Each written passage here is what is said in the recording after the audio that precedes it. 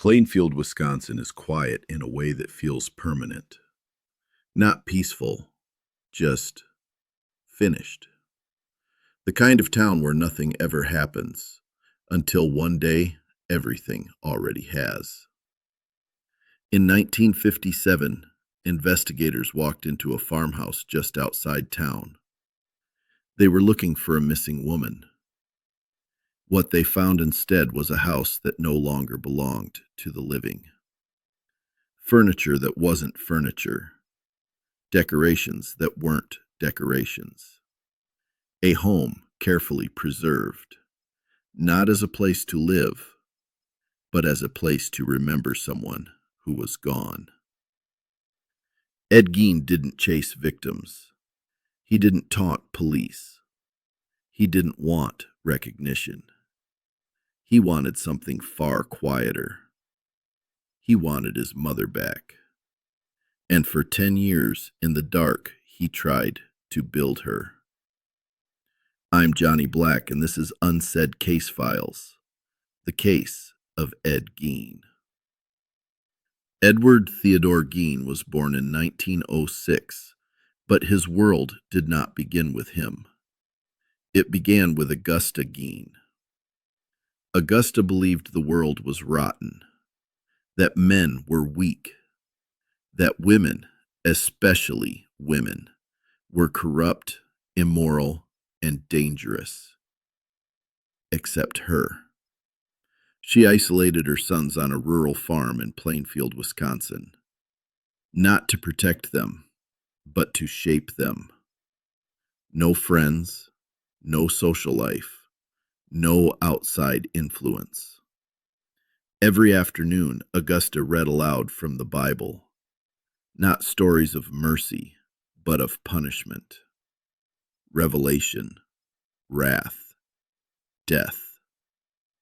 Ed learned early that love was conditional, that obedience was safety, and that the outside world was something to fear.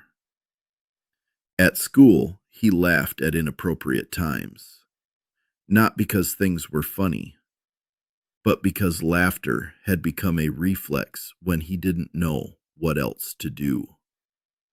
His father drank. His father beat him. And Augusta did nothing to stop it, except remind Ed that suffering was holy. By the time Ed was grown, he wasn't a man. He was an extension. Henry Gein, Ed's older brother, saw through Augusta. He dated. He talked about leaving. He criticized her control. And that made him dangerous. In 1944, Henry died during a brush fire on the family property. Officially, it was an accident. Heart failure, smoke inhalation. Unofficially, there were bruises on his head. No autopsy, no investigation, just a quiet burial. Ed never spoke about Henry again. After that, there was only Augusta. In 1945, Augusta suffered a stroke. Ed became her nurse, her servant, her shadow. When she died later that year, something inside Ed collapsed.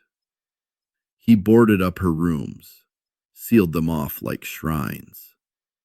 No dust, no decay. Nothing touched. The rest of the house rotted, but Augusta's rooms remained frozen in time. Ed didn't mourn, he preserved.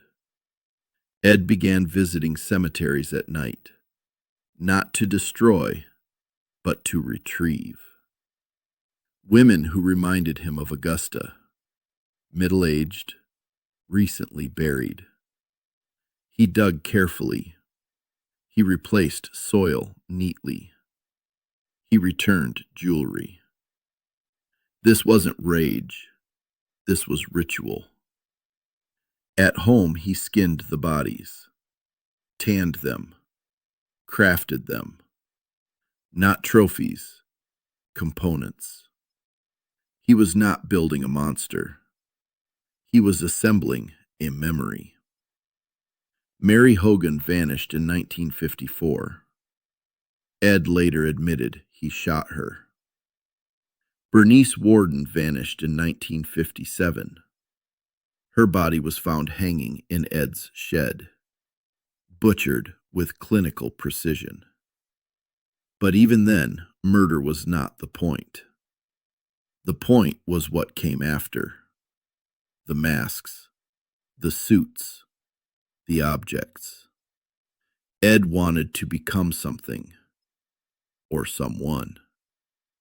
Investigators found furniture upholstered in skin, bowls made from skulls, masks from faces, a woman's suit made from torsos.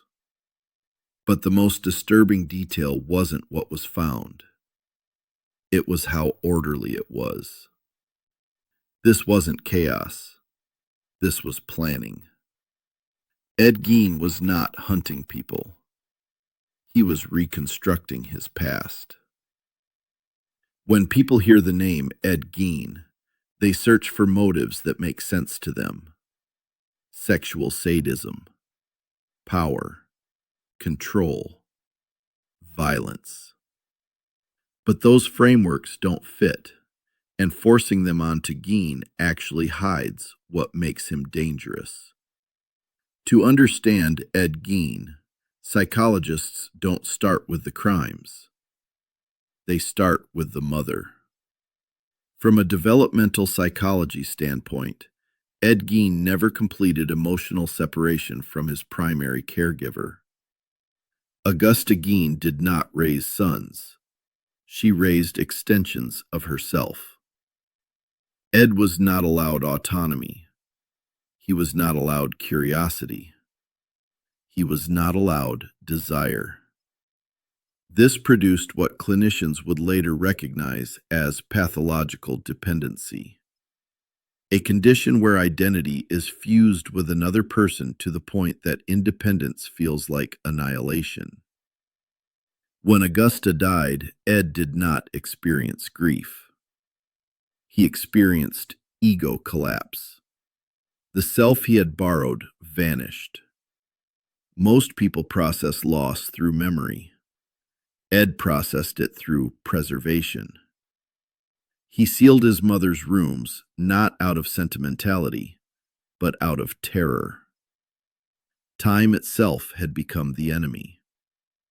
This behavior aligns with what psychologists call complicated bereavement with psychotic features, where the bereaved person attempts to halt reality rather than adapt to it. The boarded rooms were not nostalgic.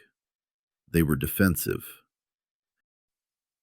Gein's grave robbing is often described as desecration, but psychologically it functioned as replacement therapy.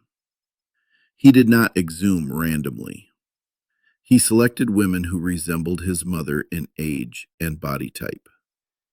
He returned jewelry. He reburied graves carefully. These were not acts of rage. They were acts of controlled reconstruction.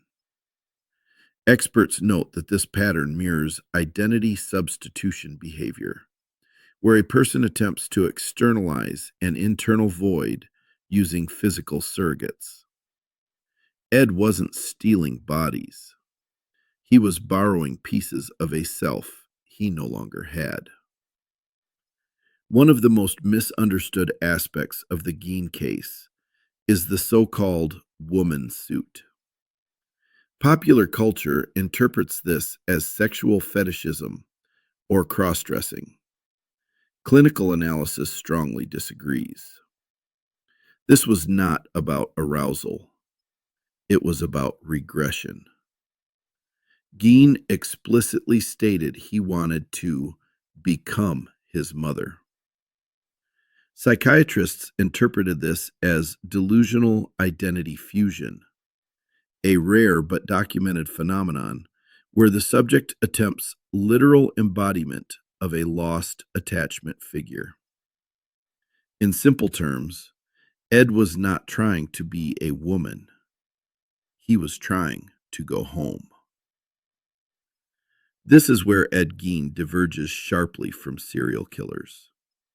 He did not escalate. He did not refine techniques. He did not seek dominance. His violence was instrumental, not expressive. When grave robbing no longer satisfied the psychological need, when the fantasy required a fresher source, murder occurred. But once the objects were obtained, the behavior stopped. There was no cycle, no craving, no hunt. This is why psychiatrists concluded his violence was situational, not compulsive. The court's insanity ruling wasn't leniency, it was accuracy. Gein understood actions in isolation, but not consequences in context. He knew how to skin, how to clean, how to preserve, but he did not understand why society forbade it in any meaningful way. This indicates cognitive awareness without moral integration, a hallmark of psychotic disorders, not antisocial personality disorder. He did not see himself as evil. He saw himself as necessary. Psychologists studying Ed Gein often reach an uncomfortable truth. If Augusta Gein had lived longer, Ed Gein might never have killed anyone. His crimes were not born from desire. They were born from loss without identity. Ed Gein was not a predator waiting to emerge. He was a dependent personality that collapsed when its anchor disappeared. Ed Gein reminds us that not all monsters are driven by hunger. Some are driven by absence. And sometimes, the most dangerous thing you can take from someone is the only person they ever were. Gein was declared legally insane. Schizophrenia, delusions, psychosis. He said he didn't know if he killed Bernice Worden intentionally, and the court believed him. Not because they pitied him, but because they understood something terrifying. Ed Gein didn't see himself as a killer. He saw himself as a caretaker. The house burned down, possibly arson, possibly relief. Gein said, "Just as well." His car became a sideshow attraction. His story became entertainment. But Ed himself? He spent the rest of his life in a hospital. Polite, quiet, unremarkable. He never killed again because he didn't need to. Ed Gein inspired Psycho, The Texas Chainsaw Massacre, The Silence of the Lambs. But those stories missed something. Ed Gein was not spectacle. He was stagnation. A man who never moved past childhood. A house that never let go of the dead. Ed Gein didn't terrorize America. He horrified it. Accidentally. Because when investigators opened that door, they weren't just seeing crime. They were seeing what happens when isolation, control, and obsession are allowed to grow unchecked. Ed Gein did not want fame. He wanted his mother. And the world he built to find her was never meant to be seen. This has been Unsaid Case Files. If this case stayed with you, if the silence felt heavier than the violence, then you're exactly who this series is for. Unsaid Case Files exists to examine what's often ignored: the psychology, the aftermath, and the questions that never stop echoing. If you want more episodes like this, take a moment to like, follow, and subscribe wherever you're listening.